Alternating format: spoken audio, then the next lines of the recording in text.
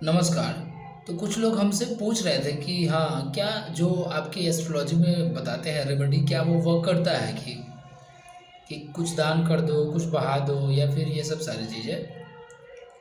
तो देखिए basically astrology जो है ना, पिछले वीडियो में भी हम लोग बात किए हैं कि एस्ट्रोलॉजी जो है वो जितने भी इस दुनिया में चीज़ है, जितने भी तत्व हैं, उनको 9 हिस्सों में बाँट दिया है।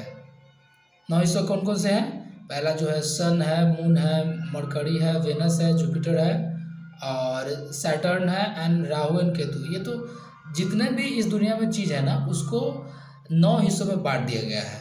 तो वो 9 हिस्सा जो है ना, वो 9 हिस्सा ही हमारे लाइफ में मायने रखता है। तो क्या होता है कि कभी-काल कि किसी के बॉडी में किसी तत्वों की कमी हो गई है, तो हम लोग बोलते हैं कि कोई रत्न पहन लो, कि हाँ, कि आपका अगर मार्स कमज़ोर है तो क्या करो, और आपके लिए अगर मार्स अच्छा है तो बोलते हैं कि आप मंगल की चीज़ों को अपने जीवन में उतारिए। जस्ट लाइक कि हनुमान जी को की आराधना कीजिए या फिर जो है मूंगा पहन लीजिए और गुड़ वगैरह खाइए। ये सब सारे जितने भी चीज़ है मंगल से जुड़े हुए तत्व, वो हम लोग बोलते हैं कि हाँ, कि वो अपने लाइफ में उतारिए।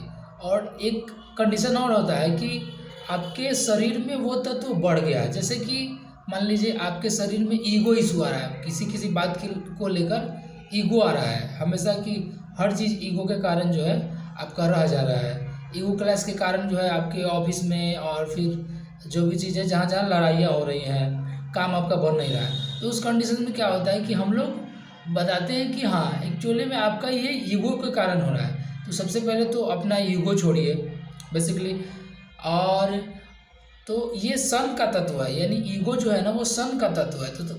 तो उस कंडीशन में क्या होता है कि हम बताते हैं कि हाँ, सन से रिलेटेड जो चीज़ है उसको छोड़िए अपने लाइफ से। जस्ट लाइक कि गेहूँ थोड़ा सा कम खाइए और हनी वगैरह कम खाइए और जो है सनलाइट में ज़्यादा नहीं आइए। ये होता है। तो इस कंडीशंस में क्या होता है कि आपके शरीर में तत्व बढ़ गया है, तो सन के तत्व को छोड़ने के लिए बोलते हैं। तो वही आप दान के रूप में किसी को दे रहे हैं तो उसका भी भलाई हो रहा है और आपका तो हो ही रहा है। तो ये बेसिक रेमेडी होता है किसी भी चीज़ को लेके और ये तत्वों को लेके। और रही बात कि रेमेडी वर्क करता है, तो रेमेडी वर्क करता है इन द सेंस कि छोटा, अगर आप रेमेडी कर रहे हैं तो छोटा मतलब कुछ दिन के लिए काम करेगा।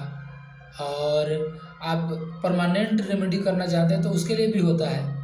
तो इसमें बहुत सारी चीज़ होती है कि जैसे कि हाँ, हम बताएं कि आपकी हनुमान चालीसा काफ़ी मदद करेगी तो इसका रिगार्डिंग। और मंत्र वगैरह जो होते हैं वो किस टाइप से काम करते हैं आपके लाइफ में, ये इन पर हम लोग थोड़ा सा बात कर लेते हैं। एक्चुअली मंत्र जो है ना वो एक वाइब्रेशन है। और हमारा मन जो है, यानी कि जो मेरा आपका आपका और हमारा जो दिमाग है, वो माइंड के बेसिस पे काम करता है कि माइंड पे कैसा इम्पैक्ट आ रहा है ना, उस टाइप से आप जो है कार्य को तब्दील करेंगे। जैसे कि आपने सोचा, फिर उस सोचने की प्रक्रिया को क्या किए, कर्म में तब्दील कर दिए। तो ये होता है सोचने की प्रक्रिया। तो यही होता है मंत्र जब आप करते हैं ना, तो क्या होता है, मंत्र एक वाइब्रेशन है। मंत्र एक टाइप की वाइब्रेशन फ्रिक्वेंट करती है तो उस कंडीशन में क्या होता है कि आपका माइंड जो भी मंत्र जिस टाइप का होगा उस, जैसे कि सरस्वती मंत्र होता है, हनुमान जी का मंत्र होता है, शुक्र का मंत्र होता है और सैटर्न का मंत्र होता है। तो ये सारे मंत्र जो होते हैं ना, वो हमारे लाइफ में उसी टाइप से इम्पैक्ट करते हैं। जैसे कि किसी को नींद की प्रॉब्लम है तो उसके लाइफ में फोकस की प्रॉब्लम है, कहीं ना कहीं वो अपने जीवन में उलझा हुआ, ज़्यादा सोच रहा है, माइंड फ्लिकर हो रहा है, मूड ऑफ हो रहा है, इस टाइप की जो कंडीशन हो रहा है, तो ब्लेम लग रहा है उस पर। तो ये माइंड की कंडीशन है। तो चंद्रमा की मंत्र उसको बोलेंगे कि हाँ, आप चंद्रमा की जो है कारक तत्व को अपने जीवन में उतारिए, बिकॉज आपका चंद्रमा कहीं ना कहीं खराब हो गया है। खराब यानी कि आपका माइंड थोड़ा सा फ्लिकर कर रहा है, इस कारण से जो है ये इस टाइप से रेमेडी वर्क करता है। और यही मंत्र का जो है वाइब्रेशनल इफेक्ट जो है हमारे माइंड पे डालता है। और यही सब सारी चीज़ है जो मंत्र से रिगार्डिंग है। हाँ, श्रोतम श्रोतम भी काफ़ी इफ़ेक्ट करता है, बिकॉज कि श्रोतम जो है ना भगवान को उपासना है उनके नाम के द्वारा कि हाँ आप थोड़ा सा उनको प्रोत्साहन कर रहे हैं, इस हिसाब से जो होता है वो श्रोतम होते हैं। बहुत सारे चीज़ होते हैं, श्रोतम मंत्र, साबर मंत्र। साबर मंत्र जो होता है ना, उसमें कोई बीज मंत्र नहीं होता है। जैसे कि एक वाइब्रेशनल इफेक्ट दे रहा था ना, तो वो क्या होता है उस कंडीशंस में कि ये किसी व्यक्ति और जो उस टाइप का उस स्पेशल आदमी के लिए स्पेशल मंत्र है, ये इस टाइप से वर्क करता है साबर मंत्र। और जो मंत्र बीज मंत्र होते हैं, बीज मंत्र यानी कि वो सबके लिए है और वो एक टाइप का इफेक्ट देगा। जैसे कि बुध का मंत्र है, किसी के लाइफ में एंटीऑक्सीडेंट और इन सब सारी चीज़ों से रिलेटेड प्रॉब्लम या फिर नसों से रिलेटेड प्रॉब्लम आ रहा है, माइंड जो है कभी काल तंत्रिका तंत्र में कोई प्रॉब्लम आ रहा है, और तो ये बुध बुध से रिलेटेड चीज़ में के कारण जो है आपके बॉडी में कहीं ना कहीं अफ्लिक्शन आ रही है। तो ये अफ्लिक्शन कहीं ना कहीं कैसे ख़त्म होगा, बुध की उपाय करके होगी। तो बुध का उपाय तो कहीं ना कहीं जो ट्रांसजेंडर वगैरह होते हैं उनको थोड़ा सा ध्यान वगैरह दें। और ग्रीन चीज़ जो होता है, नेचुरल इन्वायरमेंट में आप जाएँ तो उस कंडीशंस में जो है आपका शरीर जो आपका जो ये प्रॉब्लम सॉल्व हो जाएगा। अच्छा, रेमेडी सिर्फ मंत्र ही नहीं होते हैं। जैसे कि अगर किसी को शरीर में प्रॉब्लम है इस रिगार्डिंग कि हाँ आपको ये सर्जरी से ही ठीक होने वाला है, तो हम लोग बोलते हैं कि आप जाइए कि सर्जरी से चीज़ों को ठीक करवाइए। यानी कि हम लोग एक्चुअली में देखते हैं चीज़ों को कि हाँ ये कर्म आपका जो था यहाँ पे लाई कर रहा है, तो इस कर्म को आप कैसे बैलेंस आउट करेंगे। ये सारे चीज़ जो है हम लोग रेमेडी के रूप में देते हैं, ना कि सिर्फ जो है कि दान करना और ये सब सारी चीज़। नहीं नहीं, दान करना नहीं है, उनमें सारे सारे जो चीज़ आते हैं। जैसे कि किसी को बुखार लगा है तो आप दवा ले लीजिए कि हाँ बुखार लगने वाला है, 2 दिन में तबीयत खराब होने वाला है, या फिर आने वाले समय में जो है कि ये परिस्थिति आएंगी आपकी लाइफ में, तो इसके रिगार्डिंग जो है आप थोड़ा सा सजग रहें। ये सब सारे कंडीशन हम लोग बताते हैं कि हाँ ये इस टाइप से वर्क करता है, ना कि सिर्फ दान करना है। और एक्चुअली देखिए कि आपके लाइफ में वर्क जो ये रेमेडी वाला जो पार्ट था ना, रेमेडी वाला पार्ट जो भी है वो कर्म को बैलेंस करने के लिए है और मोक्ष की ओर जाने के लिए कि हाँ आप ये कर्म कर लिए ना, तो हाँ ठीक है, आप कर्म किए तो ये कर्म आपका बैलेंस हो गया, हाँ तो उसके आगे जो है आपका लाइफ मोक्ष की ओर चलेगा।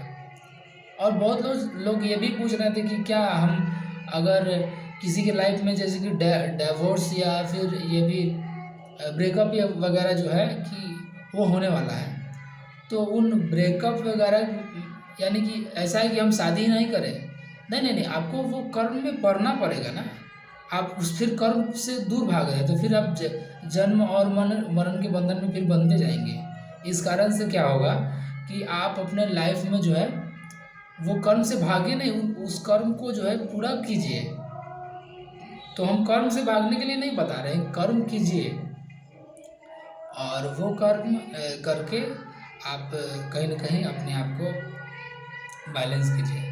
और जस्ट लाइक कि किसी के प्रॉब्लम है कि हाँ माता को सेवा करना है और माता से रिलेटेड प्रॉब्लम है, तो कहीं ना कहीं आपको माता की सेवा करना ही होगा। माता सेवा यानी कि मदर की सेवा करना ही होगा। ऐसा नहीं कि आप छोड़ दिए तो आपके लाइफ में वो कर्म बैलेंस कर, बिकॉज माता कुछ कुछ कर्म जो होते हैं ना, वो कर्म आप दान पुण्य करके ये जो है नष्ट नहीं कर सकते हैं। वो कर्ज काफ़ी लंबे होते हैं, इस कारण से उसको आप करके ही पूरा, जैसे कि फीमेलिक एनर्जी जितनी होती है, फीमेल से रिलेटेड जितने कर्ज होते हैं, वो कर्ज आपको कहीं ना कहीं करना पड़ेगा। वो दान पुण्य से जैसे ख़त्म नहीं होता है ये सब सारी चीज़। हाँ, तो ये था जो कि रेमेडी वर्क करता है कि नहीं। रेमेडी मीन्स ऐसा नहीं कि सिर्फ दान करना है। रेमेडी मीन्स ये धरती पे जितने सारे चीज़ हैं वो सब जिस जिस रिगार्डिंग प्रॉब्लम आता है उस रिगार्डिंग जो है रेमेडी दिया जाता है। तो ये था मेरा रेमेडियल पार्ट्स पे आप लोग का उत्तर कि क्या वर्क करता है या फिर नहीं करता है। वर्क करता है, और हर एक चीज़ इस दुनिया में एनर्जी से जुड़ा हुआ है, तो आप भाग नहीं सकते हैं इन चीज़ों से। So thank you for watching this video.